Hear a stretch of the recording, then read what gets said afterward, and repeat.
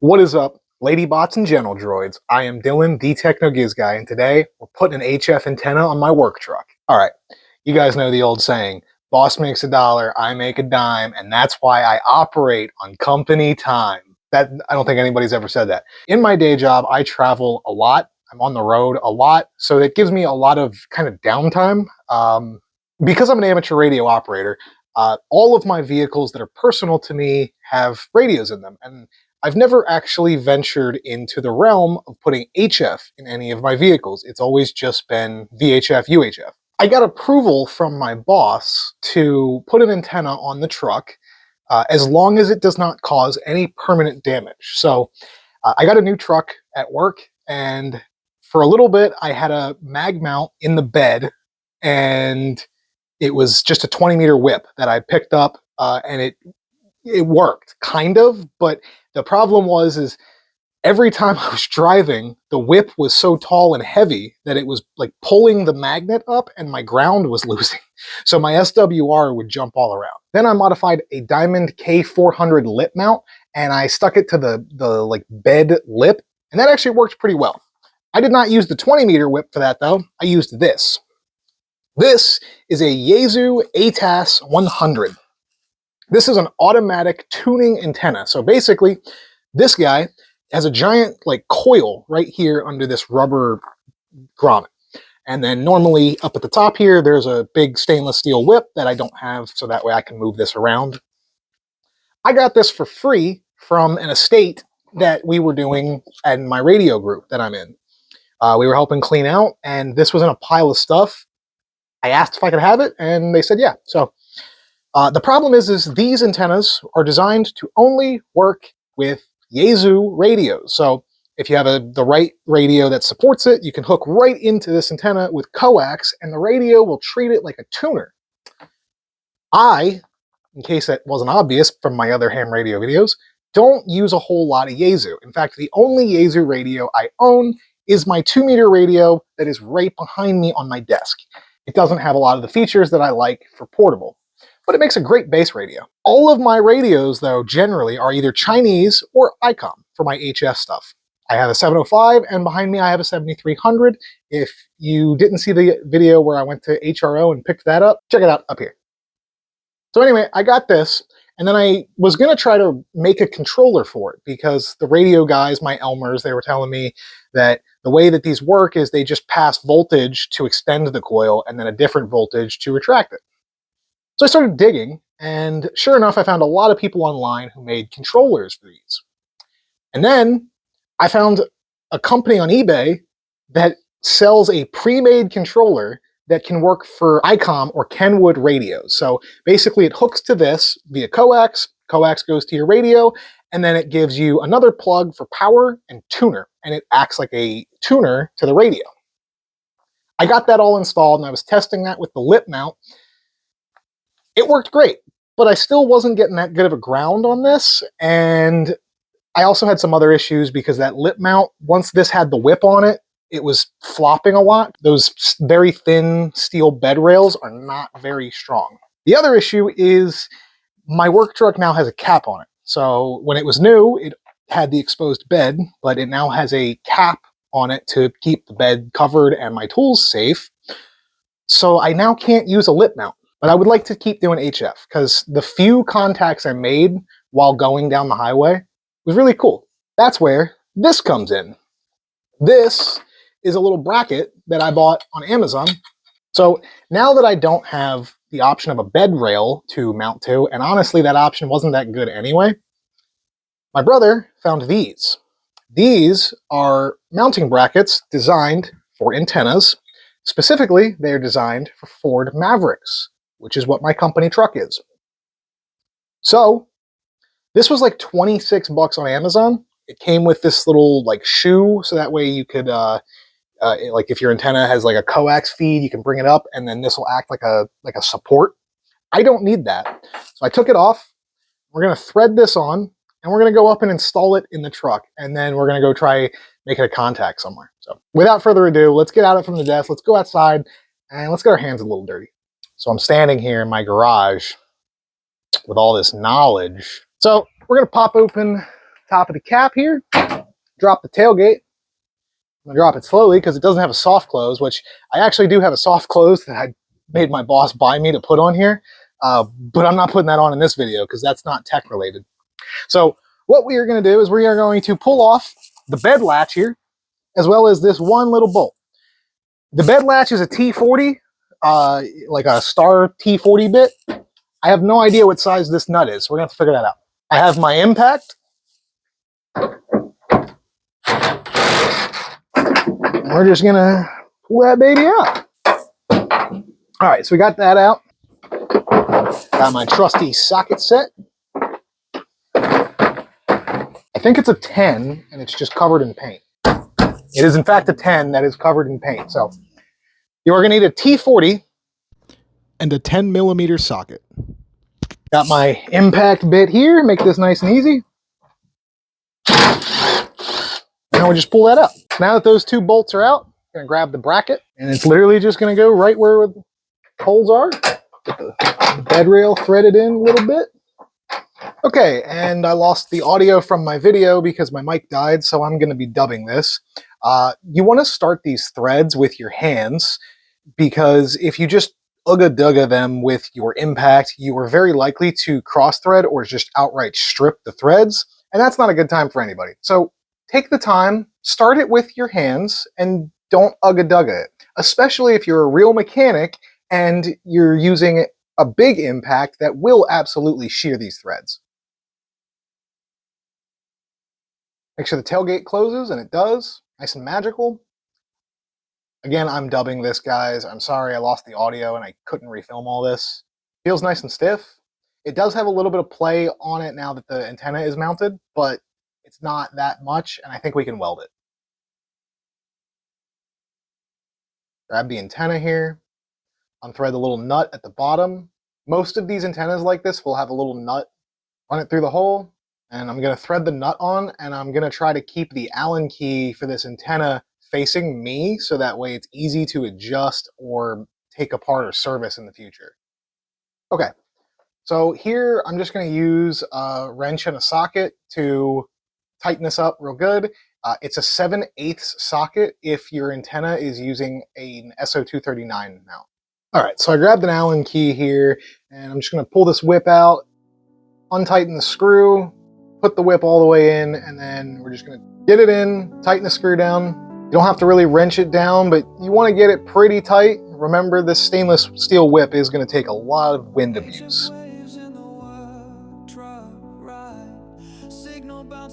Hopefully the audio isn't completely messed up for this video, since I just now realized that my mic has been off for some amount of time. It's mount the whip on the truck, steel frame, push the button, call out my name. So it's like 11 o'clock at night right now, 11:30 actually. I'm still trying to get this video done, but because I lost half the audio, I didn't get to show you guys how the wire got ran. So I'm gonna do it now. So I'm sorry guys, I want to get this out before morning really bad. So I ran the antenna down and it comes up. It's zip tied to one of the bolts there, runs along the roof rack, comes over, just comes in down into the window. It's run up through the O handle. It comes down behind the seat and then comes out, goes under the seat, comes over here, comes out from under the seat, goes up, and then right there it goes into the plastics of the like side panel. And I just brought it all up the plastic. It comes out right here because there was a gap, and then the cable just snakes up right in between the door, and I have it zip tied up there. It doesn't like flop around and stuff.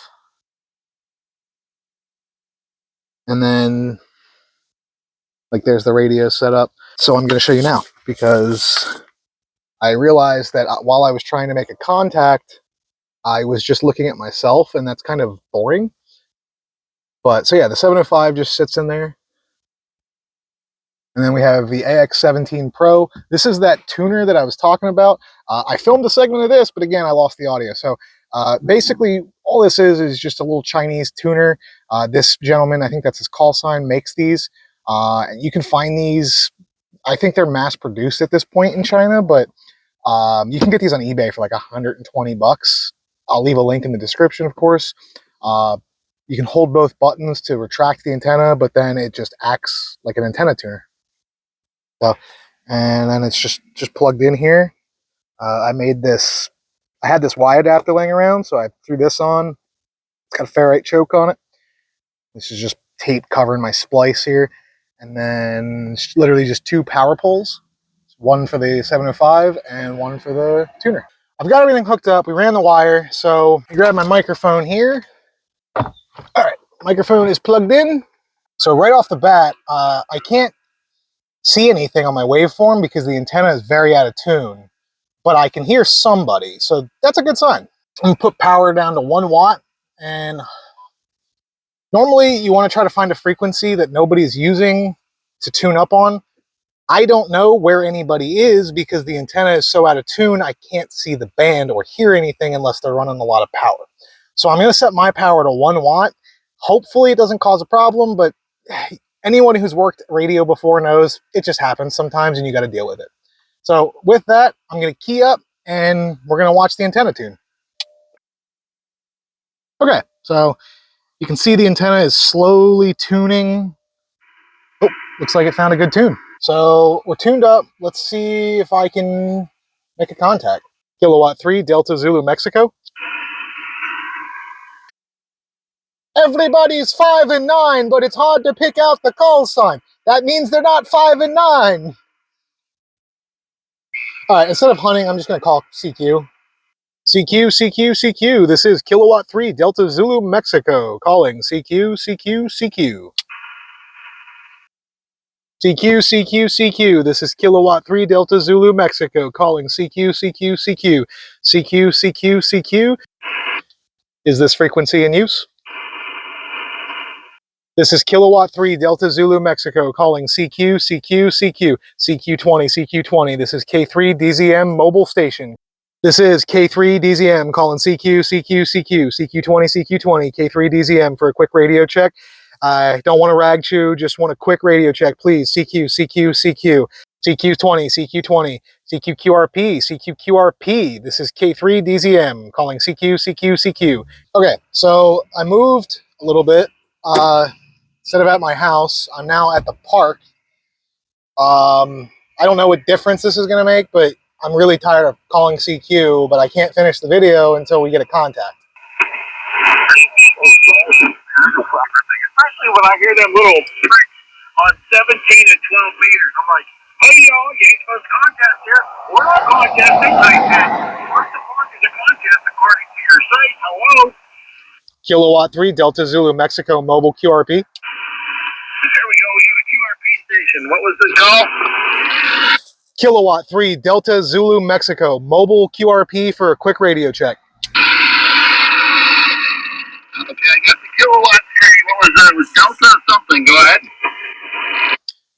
Kilowatt 3, Delta Zulu, Mexico. That is Delta Zulu, Mexico. QSL? Oh, that's correct. Yep, I got it. Kilo 3, Delta Zulu, Mexico, mobile.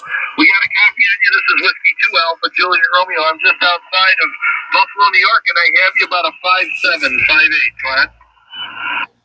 QSL, sir, I have you at a 5'9", and I am sitting in my truck outside my local park. It's not a POTA or anything. It's just our town park. Just installed this antenna on my work truck, and I was trying to make a contact for the last hour. Thank you so much, sir. Yep, Roger. You stumbled across the Moonlighters net. We meet every night of the week, so stop back and see us when you got a little bit of time. Whiskey 2 Alpha, Juliet Romeo is the call. QSL, 73, gentlemen. I'm heading out. There you go. See, Bob, what happens when you say those words? Yes! Yes! K3, you still here? Okay. On 7271, 40 meters, there's a net, apparently. Of course, I stumble into a net, but he heard me, and he heard me from Buffalo, New York. That's pretty impressive. Buffalo, New York, he heard me running 10 watts on a crippled antenna. We're going home, we're finishing the video. So I showed you guys what I had done originally for the early stages, knowing that I was going to do something a little better. And then I showed you guys the mount, showed you guys how to put the mount on, and then we went to the park and we even made a contact. It may have taken an hour, but we made a contact, and that contact was in Buffalo, New York. So it works. So remember, boss makes a dollar, I make a dime, and that's why we always operate radio on company time. Hopefully this makes my long drives, because I do take a lot of 3 to 5 hour drives regularly. Hopefully this will make those drives a little bit more enjoyable, since now I can go through and hunt. One of the nice things I like is my 705 mic has up buttons, so I can set what step I like. So I just leave it at like a 1 megahertz step, and then I can just, with the mic, I can change frequency. So I don't even have to touch the radio. All I have to do is pick a band that I want to try to work that's good at the time, tune up, and hunt around and see what's up. Obviously, if you were doing this in like a personal vehicle and you weren't as concerned about permanent stuff, you could do a lot more. If I was doing this in my truck, and I will probably do this in my truck at some point, we'll probably see that I'm going to mount the amp that I plan on getting. It's going to go in the truck. It's going to get mounted like in there permanently. That way, whenever I hook the 705 up in the truck, it's just going to run the 50 to 70 watts, whatever that little amp will do. Also, in my truck, I can do things like, mount things to the body. I can drill holes. I'm sure if I politely persuaded my boss, he might in a million years let me start drilling holes. But the nice thing about the radio setup that I did is it works, and I didn't have to drill any holes. Everything was there. All I did was use what was there. I replaced, I took the 2 bolts out. I used the holes that they were there, put the bolts right back in. And if I ever need to take it out, the bolts will just come out. I pull my mount out, bolts will go back in. And it'll be like it was never there. The cable doesn't run through. Also, that was actually some of the issue I was having. I found out that the end of my cable that I ran into the truck is bad. It like comes in and out. So right now I just have it pushed in. I'm going to cut it off and put a new end on at some point. It was getting late. I'm not doing that today. I'm going to need to put a new end on the cable. I'm not a huge fan of where I had to put the controller for the antenna. It works, but I don't like where it's at. It makes it feel cluttered. I would have loved if I could have mounted it like down underneath somewhere where it's out of sight, or even I thought about like double stick taping it to the center console on the side, so that way it was just out of sight, out of mind, and then it would just be the cable for power and antenna to the transmitter coming from that AX control box. I didn't have a long enough jumper, and I didn't want to make one, so for now it's going to work. That radio gets pulled in and out of there. That radio does not live in there. It's my personal 705. The only reason it's in the truck is because it's the only radio I have that can do HF, VHF, and UHF. Yeah, it comes out on the weekends, and whenever I go somewhere for like, if I want to go to a park or something and do that, the 705 comes out, and it's going to also be going in my truck. It makes such a great control platform that I am going to use it, at least until a much further time, like maybe years down the road. If I like doing it and I maybe start driving my personal vehicle more, maybe I'll get like a ICOM IC7100 and throw it in there. My buddy has one of those in his truck and he loves it, so we'll see. But I don't drive my personal vehicle enough, so for now it's going to be built around the idea that I can use the same radio between the vehicles, since my 705 is portable. Anyway, guys, I hope you enjoyed this video. If you did, please leave a like. If you're new to the channel, please subscribe and maybe consider dinging the bell. If you ding the bell, you get notifications when I post, which is usually Fridays. I'm really hoping this one makes it out tonight. I'm recording it today. It's been a rough week. It's 9 o'clock. So I'm going to hurry up and try to get this edited and out to you guys, and we will see you next week.